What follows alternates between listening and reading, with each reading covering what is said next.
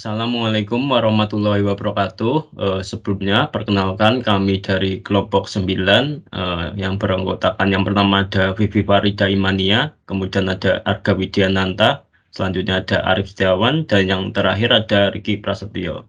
Nah, di sini kami akan mempresentasikan hasil tugas mata kuliah kontrak dan pelaksanaan proyek konstruksi, yaitu analisis finansial pada proyek pembangunan gudang gas LPG Semarang. Oke, yang pertama ada data umum untuk nama proyek, yaitu proyek pembangunan gudang gas LPG Semarang. Kemudian sistem investasinya yaitu kontrak turnkey. Kemudian ada masa konsensi sebesar 5 tahun. Selanjutnya lending rate atau suku bunga. Nah, pada studi kelayakan finansial ini menggunakan data lending rate atau tingkat suku bunga modal investasi rata-rata dari tahun 2012 hingga tahun 2022. Suku bunga ini adalah suku bunga bank yang biasanya memenuhi kebutuhan pembiayaan jangka pendek dan menengah dari sektor swasta atau lebih dikenal dengan suku bunga pinjaman atau kredit atau suku bunga diskonto. Nah, pada tabel di samping adalah rincian dari tingkat suku bunga dari tahun 2012 hingga 2022 yang bersumber dari Bank Indonesia. Kemudian untuk rata-ratanya sebesar 10,08%. Selanjutnya ada biaya warehouse investment. Biaya warehouse investment ditentukan berdasarkan hasil analisa rancangan anggaran biaya atau RAB. Setelah dilakukan perhitungan Bill of Quantity atau BOQ dan analisis harga satuan pekerjaan, kemudian dilakukan perhitungan RAB. Rancangan anggaran biaya atau warehouse investment pada proyek pembangunan gudang gas LPG Semarang yaitu sebesar 25 miliar 829 juta rupiah. Nah, untuk rincian dari RAB pada proyek tersebut yaitu dapat dilihat pada tabel di bawah. Selanjutnya adalah biaya operasional dan maintenance. Yang pertama ada biaya tenaga kerja atau staffing. Nah, di sini diasumsikan jumlah tenaga kerja yaitu sebanyak 4 tenaga kerja dengan rincian 1 kepala gudang, 2 staf gudang, dan 1 security. Nah, untuk komponen dari biaya tenaga kerja yaitu yang pertama ada gaji pokok per bulan yang sudah disesuaikan dengan UMK Kota Semarang yang terbaru. Kemudian ada biaya tunjangan kesehatan, biaya remunerasi dan benefit. Kemudian yang terakhir ada biaya THR. Untuk total biaya staffing, totalnya sebesar 240 juta rupiah.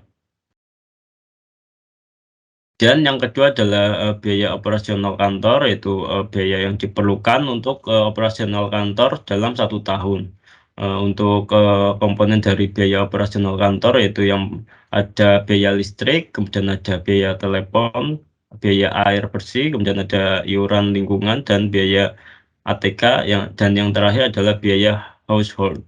Nah, untuk total biaya operasional kantor tahunan diasumsikan sebesar 50 juta rupiah. Selanjutnya yang ketiga yaitu biaya maintenance alat. Biaya maintenance alat merupakan biaya yang dikeluarkan untuk melakukan perawatan alat-alat gedung seperti lampu, mesin-mesin, dan gedung. Biaya maintenance alat ini diasumsikan sebesar 1% dari neto investment dengan nilai sebesar Rp258.296.337. Selanjutnya ada analisa capital expenditure.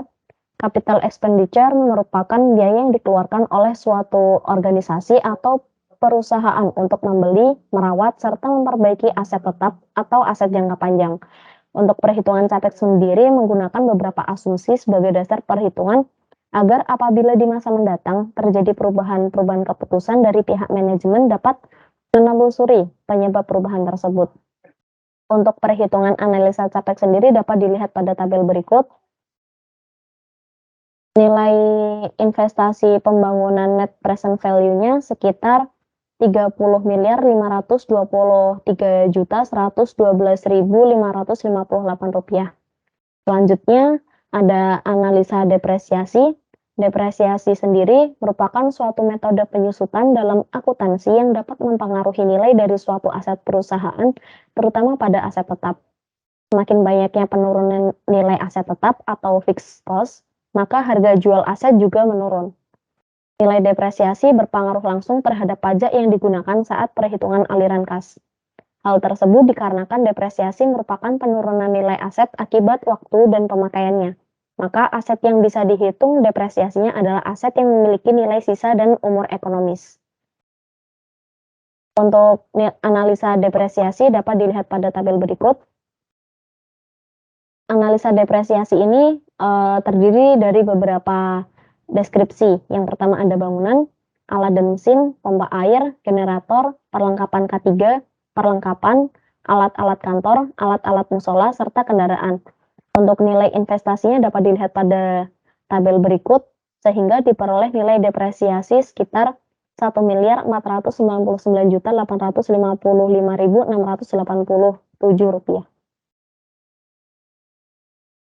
Kemudian ada estimasi arus kas atau cash flow. Asumsi pendapatan laba perusahaan per tahun yaitu sebesar 11 miliar rupiah. Estimasi arus kas dilakukan selama masa konsesi proyek. Nah, untuk perhitungan dari estimasi arus kas atau cash flow bisa dilihat pada tabel di bawah. Kemudian ada analisa kelayakan investasi. Nah, analisa kelayakan investasi ini dihitung dengan 3 cara. Yang pertama net present value atau NPV. Tingkat bunga diskonto sebagai faktor present value yang digunakan adalah sebesar 10,08% per tahun berdasarkan tingkat suku bunga modal investasi rata-rata dari tahun 2012 hingga tahun 2022. Kemudian arus kas masuk tahunan diperoleh dari tabel arus kas operasional, sedangkan faktor present value untuk tingkat suku bunga 10,08%. Kemudian NPV jika lebih dari 0 maka proyek layak dan kemungkinan untung. Nah, untuk perhitungan dari NPV bisa dilihat pada gambar di samping dan nilai dari NPV-nya sebesar Rp5.322.645.920. Kemudian yang kedua ada internal rate of return atau IRR. Setelah dilakukan trial and error, didapatkan nilai internal rate of return atau IRR sebesar 16,7%. Nilai IRR proyek pembangunan gudang ini bernilai lebih besar dari arus pengembalian I yang diinginkan, atau IRR lebih dari 10,08%, yang berarti proyek pembangunan gudang ini layak diterima. Nah, bisa dilihat pada tabel di atas bahwa setelah dilakukan trial and error, nilai IRR-nya yaitu 16,70%. Sehingga IRR lebih dari interest rate, yang berarti pembangunan gudang ini layak untuk diterima. Kemudian yang ketiga ada Profitability Index atau PI. Profitability Index atau PI adalah indikator investasi yang menunjukkan tingkat kemampuan investasi menghasilkan laba. Nah, suatu usulan proyek investasi akan diterima apabila nilai PI yang dihasilkan itu lebih besar dari 1. Nah, sebaliknya, apabila nilai PI yang dihasilkan lebih kecil dari 1, maka usulan tersebut ditolak. Nah, pada proyek ini, Profitability Index dihitung dengan PV dari Gross Benefit dikurangi biaya operational and maintenance, kemudian dibagi dengan PV dari biaya investasi. Nah, dihasilkan Profitability Index atau PI sebesar 1,076. Dari nilai tersebut menunjukkan bahwa nilai PI yang dihasilkan itu lebih dari 1 sehingga usulan tersebut pada proyek ini bisa diterima.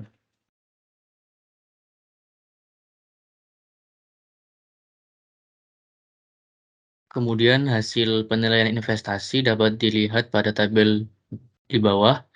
Dari hasil perhitungan dan analisis kelayakan ekonomi, maka pembangunan gudang tersebut layak dilaksanakan, di mana menghasilkan nilai NPV sebesar 5.322 juta sekian, dengan diskon rate sebesar 10,08%. Sementara itu, besarnya nilai PI pada tingkat diskon tersebut adalah 1,076 dan dapat dilihat bahwa indikator ekonomi tingkat pengembalian suku bunga, internal rate of return atau IRR adalah sebesar 16,7%, di mana masih lebih besar dari rata-rata suku bunga bank saat ini. Bisa next. Kemudian selanjutnya adalah gambar dari kurva S proyek pembangunan gudang gas LPG Semarang. proyek dimulai pada awal bulan Januari tahun 2023 dan selesai pada bulan Juni tahun 2023. Demikian presentasi dari kelompok 9, kurang lebihnya mohon dimaafkan. Wassalamualaikum warahmatullahi wabarakatuh.